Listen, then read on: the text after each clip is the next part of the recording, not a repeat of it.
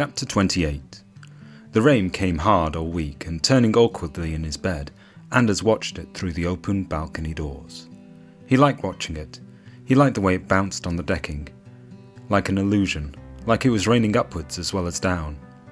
He lay back now, resting on the extra pillows that Babs had provided for him. She brought a TV up to the room too, but he didn't watch it much. Mostly, he read his Hemingway novels or slept while the TV was going, as it was now, flashing silently in the corner, with neighbours playing and with Dr. Carl Kennedy's face, changing expression, eyebrows crossed, mouth moving on the screen. Anders laughed at the doctor while holding his face where the fork had been. In his good hand, he clicked a pen and looked over a letter he'd just written to his parents. In the letter he explained that an invoice was coming from Rockhampton Infirmary. He apologised and told them not to worry, that he was fine and recovering well after falling from a tree whilst photographing a possum. He said he loved them very much. He repeated this many times. Then he wished them a happy Christmas and said he was looking forward to coming home soon, in the spring. He folded the letter and sat forward with it, his bedding covering his legs, his top half naked, his arm set in plaster, his face dotted with pink sticking plasters, all puffy on one side. Over his spine was padding and tape. Down his shoulder was stitching and clotted blood where Steve had slashed him. A sling hung around his neck. Slowly, he eased his broken arm into it, closing his eyes, waiting for the pain between his ears to pass. He had many injuries, but the headaches bothered him the most, and the dizziness was often overwhelming. Always he'd be yawning and tired. Always he'd be taking strong painkillers. But now he'd taken his last one. Now, paracetamol would have to suffice. He sat up, straighter, and paused, hearing laughter in the corridor. The door handle was going. Andrew swaggered in, with 2 bottles of beer in hand, drinking and smiling at Anders. Anders attempted to smile too, but the pain in his face was too much, and he showed only the fronts of his teeth, like a timid hamster, unsure whether to nibble something or not. "Back already?" he said, watching John shuffle past Andrew, feet going like a man in fetters. "Yes," Andrew said. "John's piles are playing up." "I see that," Anders said. "I see by the way he's walking." And he watched John pour through a small bag in the light of the TV, with, and rather ironically, he thought, an extreme close-up of Dr. Kennedy's glaring face, as though horrified to see the rectomoid cream stick in John's hand. Then, as though the drama was all too much for the doctor to handle, the programme suddenly ended and the credits rolled. "This'll sort them," John said, waving his cream stick in the air. "Are they bad?" Anders asked. "Bad?" John said. "Jesus, it's like having barbed wire between me cheeks." "He's had them ages," Andrew laughed. "They're like family to him, like his kids." He swigged beer and looked at Anders. "There's a lot of mouths to feed in that arse." John went to the balcony doors. He studied the rain coming in sideways, spraying his shoes. He held out a hand, touching it. "Kids," he said. "Yeah, I wish. Kids grow up. Kids move on. These fuckers ain't going anywhere." "Tell him about Porn Sack," Andrew said to John. "Tell the story." John put the cream stick in the rain. Water dripped from its long nozzle. "We're in Thailand," he said. "There was a bus journey coming up, and I needed sorting." Yes, Andrew said. "Just tell the story." "I'd spent an hour walking chemist to chemist," John went on. "Walking like a cowboy in a western, 'cause of me arse, 'cause of the pain." "Tell the story," Andrew said. "I think he's trying," Anders laughed. "I find another chemist," John said. "My arse stinging on the inside, like it is now as I tell it." "Tell it then." Andrew opened another beer and looked at him. "There's this Thai chemist lady, about 4 foot nothing and as old as hell. Her skin was like prunes, and she squinted so much I could barely see her eyes. 'What you want?' she kept asking. But the question got me. I wasn't sure how to explain myself." "Maybe point," Anders said. "Point and talk very slow." "Yeah, that's what I figured," John said. "But when I used the term anal sores, she seemed to get angry. "It's true," Andrew said. It was as though he'd offended her in some way. "She began hitting the countertop with the flats of her hands," John said, mimicking her, slapping his hands on his knees. "She kept saying it. 'What you want? What you want?' slapping the countertop with each syllable as she spoke." "She was a right one," Andrew said.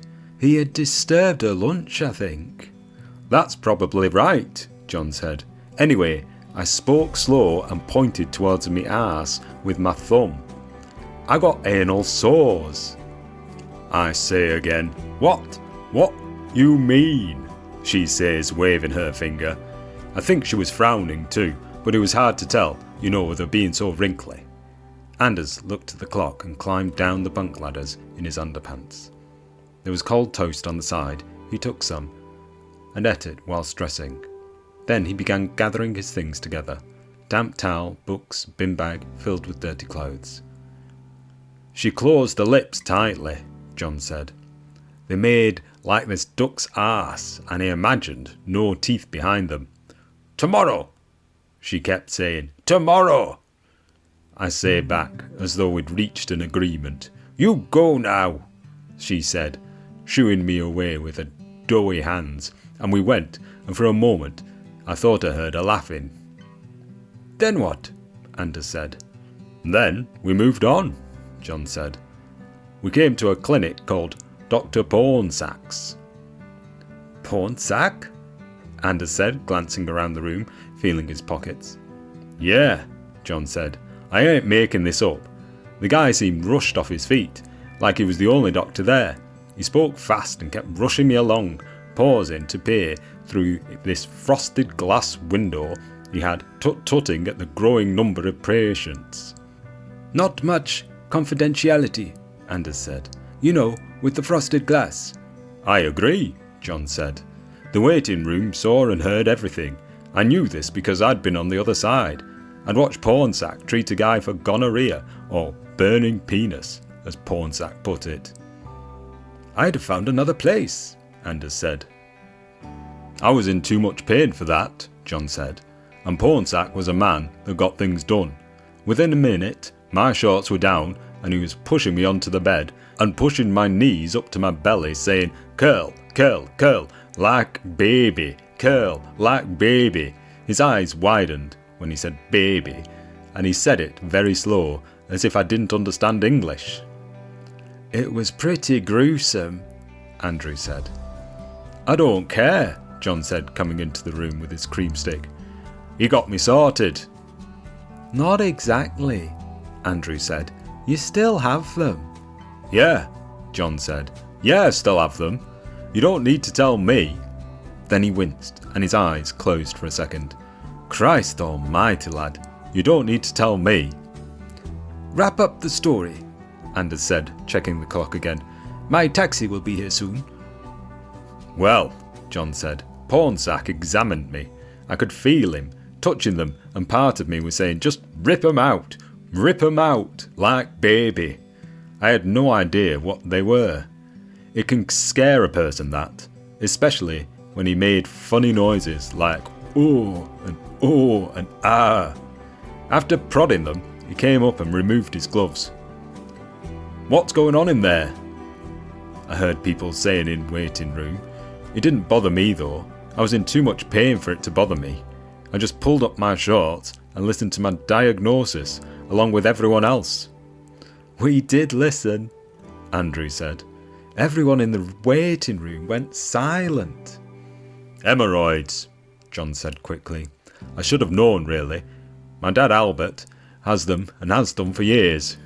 He paused to look at the cream stick. "Anyway, he gave me some cream after that and some things the size of Nerf gun bullets to deposit up my rosebud twice daily. Oh, and some go-to-toilet tablets. Not the technical term, I'm sure, but I knew what he meant. They worked too. Came out of me like melted butter." "Yes," Anders said. "Andrew put one in my vodka in Brisbane." John and Andrew laughed. "Anyway," John said, "that's when I found out, and the red grapes have nested there ever since." He paused. He looked at Anders. "No need for concern, lad, they ain't contagious." He winked at Anders and shuffled past, almost limping now, with the cream stick in his back pocket, his tip poking out like a mini rocket ready to launch. Anders stared at it as John left the room, then his gaze turned to the clock again. "So when do you leave?" Andrew asked, leaning on the kitchen top. "Soon," Anders said. "Very soon." He dragged his backpack near to the door and clipped it shut. He left some things out, things that he needed for later: wallet, paracetamol, phone, bus ticket to Cairns. He filled his pockets with these things and looked under the bunks to see if he'd missed anything. "That German bloke," John said, returning, marching past him, face wincing with each step. "God damn him." He jabbed his cream stick in the direction of the corridor. "That bathroom is always locked. That cunt has 10 showers a day." He went to the balcony. The rain had now stopped, and he stood there in a puddle, with the dark, misty sky behind him. No moon showing, just thick clouds. "Stop laughing," he said, turning away, looking across the road, staring at his solitary car in the shadows of the trees. He stepped on broken wood. He looked where Steve had fallen, blocked now with yellow cones and yellow tape, chalk marks that had outlined his body on the car park floor, almost washed away in the rain. "I was just saying I'm going soon," Anders said. "You'll struggle without me, lad," John said. "Your arm is broken. Who's going to hire a one-armed fruit picker?" "You don't need to worry about me," Anders said. "I planned this with Henry some weeks back. We were going to stay with a friend of his. He knows about my arm and about Henry. He wants me to stay there anyway. Said the offer still stands. Said it would be nice to have someone around that knew Henry."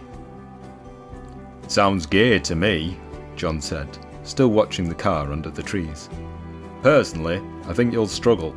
Personally, I think you should wait for us." "I want to do this," Anders said. "It's all planned.